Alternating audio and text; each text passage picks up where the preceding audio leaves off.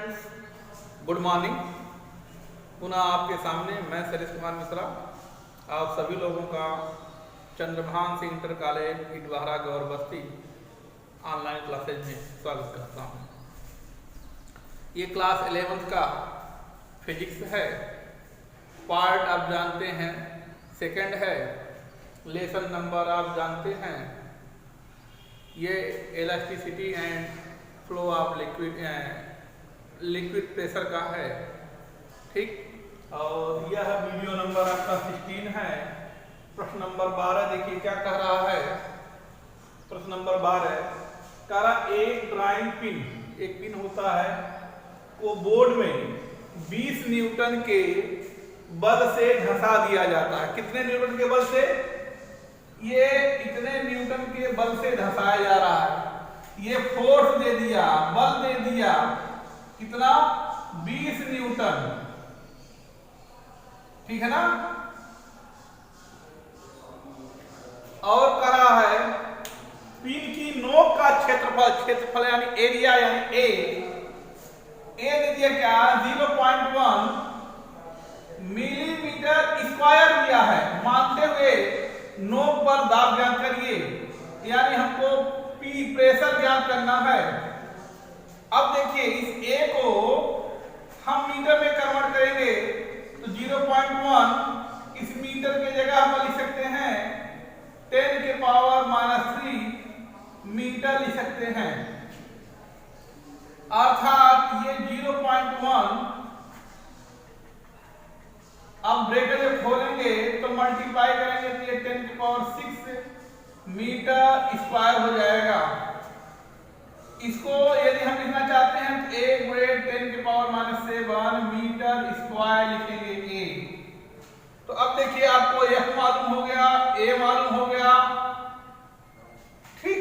हमको बताना है p, तो p बराबर होता है F/a, ठीक।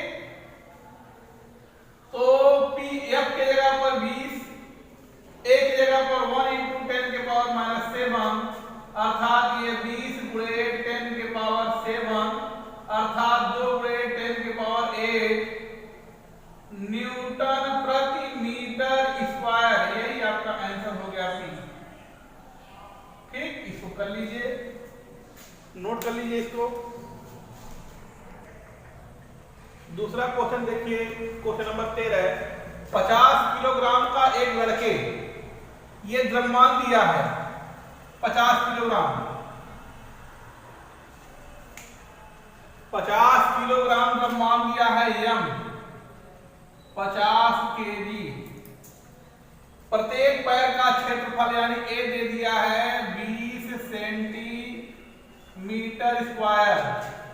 तो इसको पहले मीटर में कन्वर्ट करेंगे, सेंटीमीटर होता है 10 की पावर -2 मीटर, 20 गुणे 10 की पावर -4 मीटर स्क्वायर, 2 गुणे 10 की पावर -3 मीटर स्क्वायर। ये हो गया क्षेत्रफल। तो कारा लड़के द्वारा पृथ्वी पर कितना दबाव डाला जाए? दाब डालना है। यदि वह एक पैर पर खड़ा होता है, और क्वेश्चन नंबर 1 जो है एक पैर से खड़ा होता है, दूसरे से क्या है? दोनों पैरों पर खड़ा होता है। तो एक पैर का दिया है क्षेत्रफल, ये जो एरिया जो दिया है ये क्षेत्रफल एक पैर का दिया है, ठीक। आप लिख सकते हैं एक पैर का क्षेत्रफल, ये हो गया ए। दोनों पैर का क्षेत्रफल, दोनों पैर का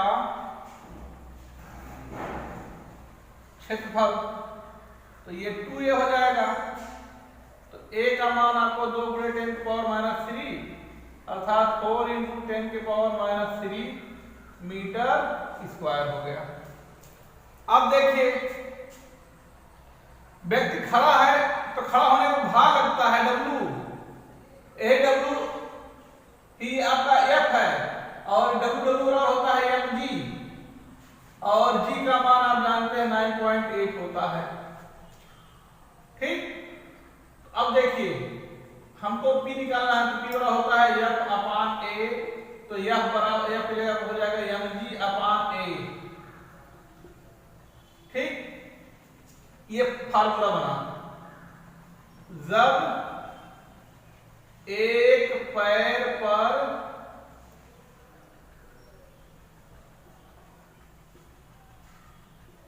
खड़ा होता है,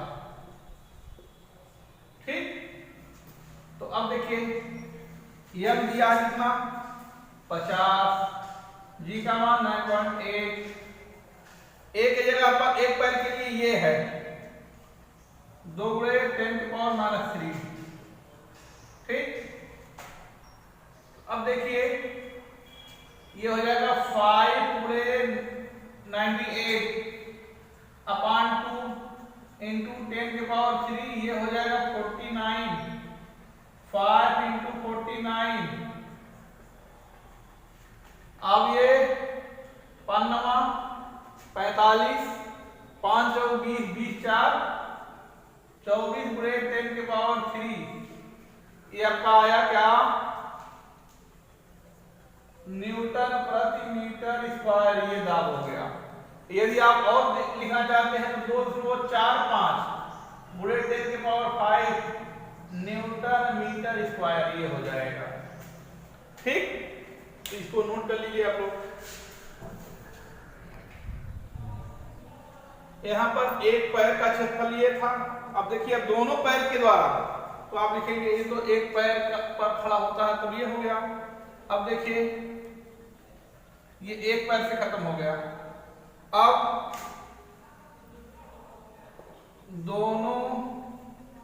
जब दोनों पैर पर खड़ा होता है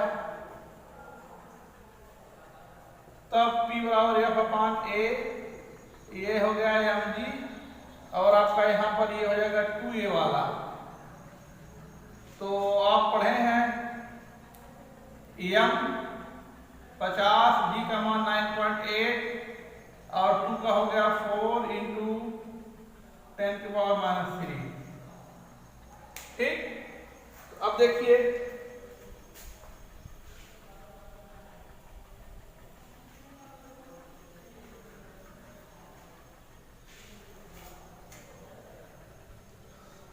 देखिए ये हो जाएगा 5 गुणे 98 4 इंटू 10⁻³ ठीक। अब देखिए 5 से 8 पंजे 40, 4 5 45 46 47 48 49 बाई 4। अब 4 से 4 एकम 4, 4 दूनी 8, 4 दूनी 8, 4 दूनी 8, 4 दूनी 8 और 4 पंजे 20 गुणे 10⁻³ दशमलव यहां लाएंगे तो 1.225 गुणे 10⁵ न्यूटन प्रति मीटर स्क्वायर। इसको आप लोग नोट कर लीजिए, ये आपका हो गया। अगला देखिए तारा एक झील के जल का घनत्व 10⁻³ किलोग्राम प्रति मीटर क्यूब है। एक घनत्व दिया है, झील के जल का घनत्व दिया है। घनत्व आप डी से भी कर सकते हैं, रो से भी कर सकते हैं। तो ये 10⁻³ किलोग्राम प्रति मीटर क्यूब। इसकी सतह से 10 मीटर नीचे वाले गहराई दे रहा है h, और g का मान दिया है 10। तो तैराक पर लगने वाले दाब की गणना करना है, P बताना है। तो पहले तो आप P लिखेंगे, P बराबर होता है HDG। तो H आपको मालूम हो गया 10, D का मान 10 के पावर 3 और g का मान भी 10, तो 1 2 यानी ये हो गया 10 के पावर 5। लेकिन ये वायुमंडलीय दाब दिया हो तो तैराक पर लगने वाले बल लिखेंगे झील, ठीक, लिखेंगे गहरे जल का दाब या झील, गहरे तैराक पर लगने वाले तैराक पर लगने वाले दाब की गणना लिखेंगे तैराक पर लगने वाले या लगने वाला कुल दाब। तो यहां वायुमंडलीय दाब को पी ए से, तो वायुमंडलीय दाब दिया है 1.01 इंटू 10 के पावर 5 पास्कल, ये आ गया इतना पास्कल। तो अब देखिए कुल दाब लिखेंगे P प्लस पी ए, यानी यह दाब और इस दाब का योग कर देंगे। तो देखिए 10 के पावर 5 प्लस 1.01 इंटू 10 के पावर 5, तो 10 के पावर 5 जो है कामा ले लेंगे, तो यहां से जब निकलेगा तो यहाँ 1 छिपा रहता है, 1 प्लस 1.01 अर्थात 2.01 इंटू 10 के पावर 5 पास्कल। ये आंसर हो गया, इसको नोट कर लीजिए आप लोग। देखिए कह रहा है अगला क्वेश्चन, यदि वायुमंडलीय दाब पारे के 75 सेंटीमीटर स्तंभ के बराबर हो तो इतना स्तंभ के बराबर यानी एच दे दिया है, यानी एच बराबर 75 सेंटीमीटर अर्थात 75 गुणे 10 के पावर -2 मीटर। इसका मान न्यूटन प्रति मीटर स्क्वायर में ज्ञात कीजिए, जबकि पारे का घनत्व डी दे दिया है 13.6 गुणे 10 के पावर 3 किलोग्राम प्रति मीटर क्यूब और जी का मान दिया है 10। तो यहां देखिए वायुमंडलीय दाब नहीं दिया है, तो केवल आपको पी निकालना है। क्या निकालना है? पी।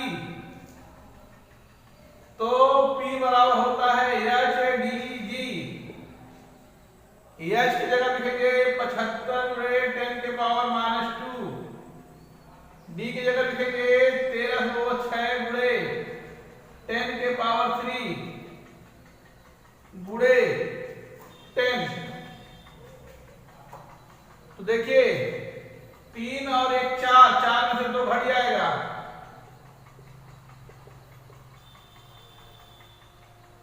2, ठीक। अब इनका 75 का 13.6 से क्या करेंगे? मल्टीप्लाई करेंगे, तो 102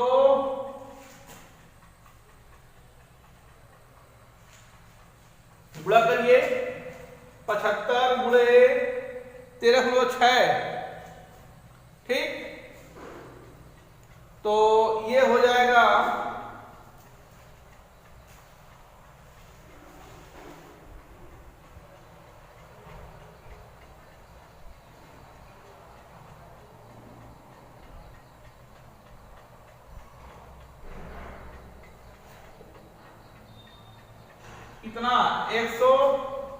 1020।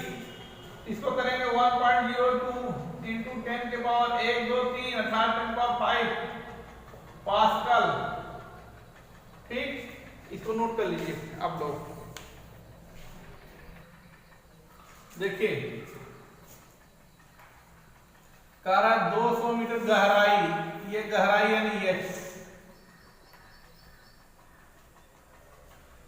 पर समुद्र का दाब ज्ञात करना। दाब मतलब पी। समुद्री जल का औसत घनत्व यानी घनत्व मतलब डी दे दिया है,